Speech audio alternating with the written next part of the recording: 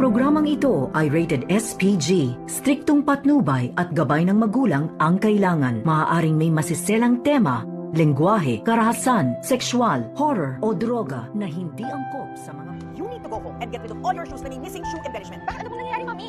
Hinahanap silang bagong evidence.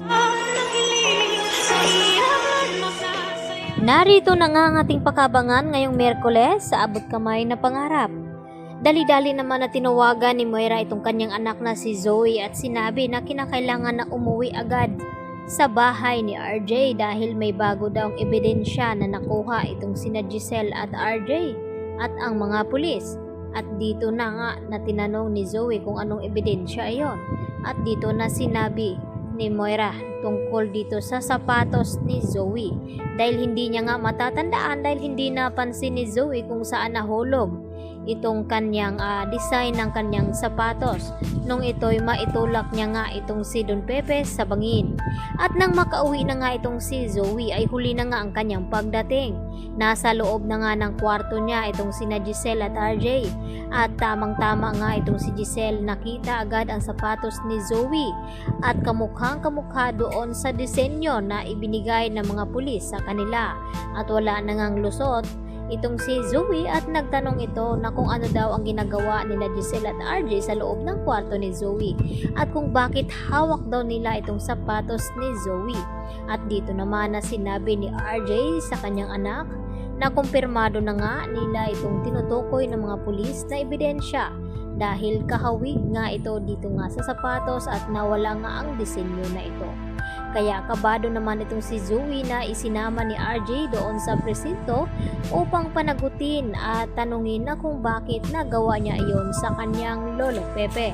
At hindi pa nga inaamin ni Zoe na kung ano ang dahilan na kung bakit niya naitulak ang kanyang lolo Pepe sa bangin.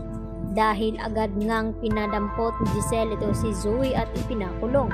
At dito naman nagmamakaawa itong si Zoe sa kanyang ama na si RJ na sana raw ay huwag siyang ipakulong dahil hindi naman daw niya sinasadya ang ginawa niya dito kay Don Pepe. At galit na nga itong si RJ, ganun din itong si Annalena Giselle dahil hindi na daw naawa itong si Zoe na matanda na nga itong kanilang lolo ay nagawa pa niyang binalak na paslangin ang matanda kaya walang kapatawaran ang ginawa ni Zoe. At hindi pa nga nila nalaman kung ano ba talaga ang totoong dahilan na kung bakit umabot sa ganung sitwasyon na nagawang ipadukot ni Zoe ang kanyang lolo. Kahit si Moira naman ang may pakana ng lahat.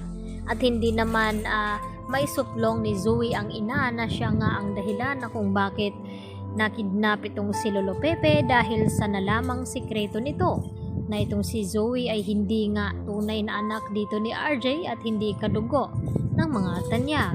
At lalo pa itong tunay na ama nito na si Carlos Benitez. Dahil yun nga lang ang sinabi ni Zoe ang tungkol sa pagtulak niya kay Don Pepe sa bangin dahil binalak niya ang iligtas ito sa mga kamay ng kanyang ina.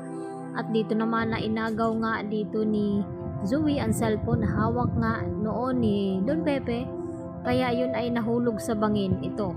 Kaya magugulat naman itong si Annalyn at Lynette sa kanilang mababalitaan na nahuli na nga nila itong salarin at kumpirmado na nga na itong ang si Zoe.